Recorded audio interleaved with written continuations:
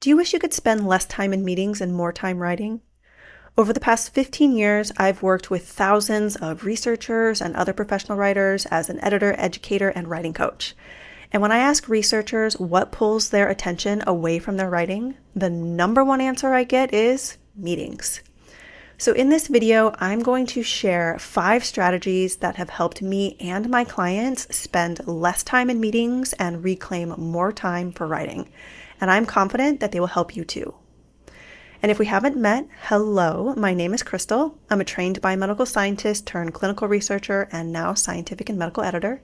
Since 2011, I've supported researchers with publishing in high-impact journals and securing federal and foundation funding. And I've trained thousands of researchers and other professional writers all over the world to equip them with the principles, resources, and systems that they need to write well. And so that you can dedicate more time to writing well, here are 5 strategies you can use to spend less time in meetings and more time writing. The first strategy is to schedule shorter meetings. So in high school, we had 10-minute buffers between classes, so we could exchange books in our locker or use the restroom or have a snack. And in college, we had the same thing. We could schedule our classes so that we had some buffers to get to the next class or eat lunch. But in offices, these buffers have disappeared.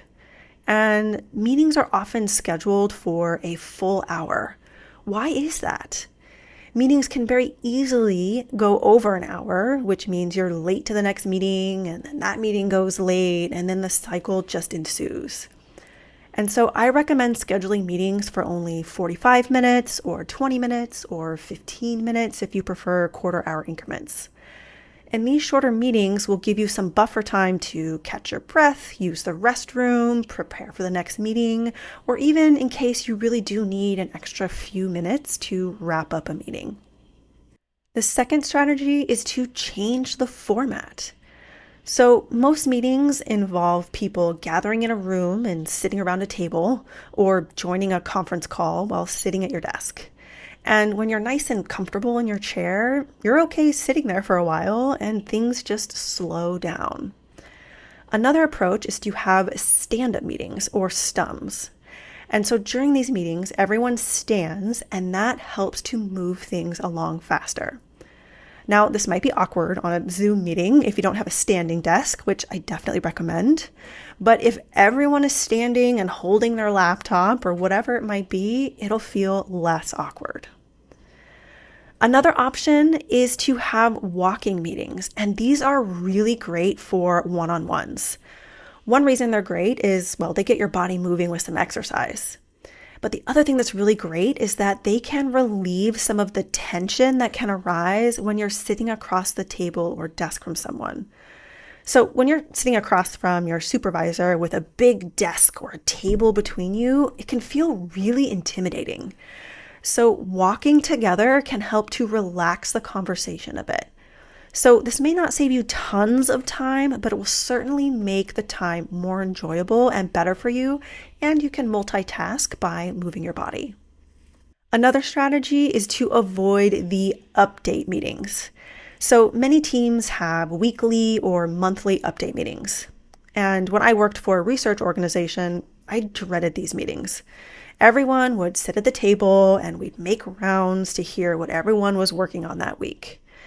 And although sharing these updates can be helpful for accountability, there are other ways to get accountability that don't involve a meeting. Now, update meetings can be helpful if you need to solve a problem or get buy-in from the team. But what gets discussed in these meetings is very different than just an update on the projects you are working on. My general guide is if you are planning or problem solving, have a meeting. If you are information sharing, send an email, an instant message, a video, or a voice message. For example, I recently started using video messages for project updates. And I encourage my clients who are busy physicians and scientists to send me voice messages and memos so they can contact me on the go when it's convenient for them. No meeting necessary. So if you are a manager, be careful about having meetings just to share updates. And if you're not a manager, have the conversation with your manager and your team about the meeting format and what you might adjust. You might even suggest trying it out as an experiment to see how it feels for your team. Another strategy is to have a clear agenda. If there's no agenda, then there's no meaningful purpose to the meeting, and therefore there shouldn't be a meeting. So what's on the agenda can also be a really good indicator of the value of the meeting. So if you have just a list of names for updates where you go around the table and everyone on the team gives updates, then that is a flag that you are having an update meeting that could probably be an email. And if you are having a brainstorming meeting, have people bring ideas to the meeting instead of asking them to come up with ideas during the meeting.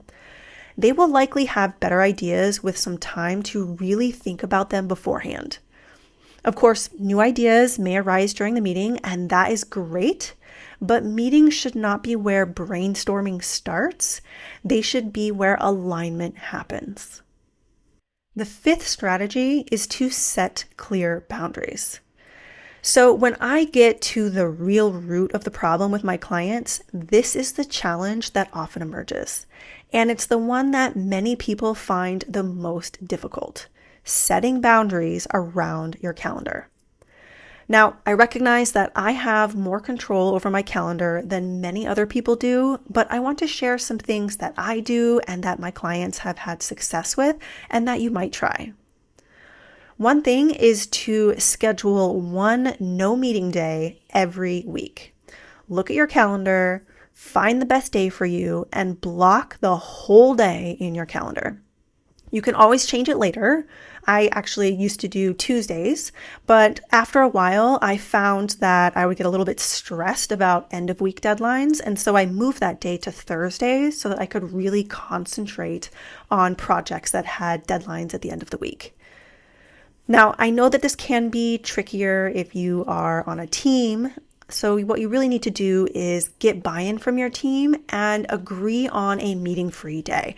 I have certainly found success with this in past jobs, and my clients have had success with this as well. Another thing that you might do is block recovery time after intense meetings. So I'm an introvert, and as much as I love speaking and teaching, I often need time to recharge my battery after these events. So I block recovery time after online webinars and workshops. And sometimes it's only 15 minutes, but it's enough to recharge and reset before I move on to the next thing. So if you need this recovery time as well, block this time in your calendar. You can just mark it as busy so that anyone who has access to your calendar just knows that you are not available.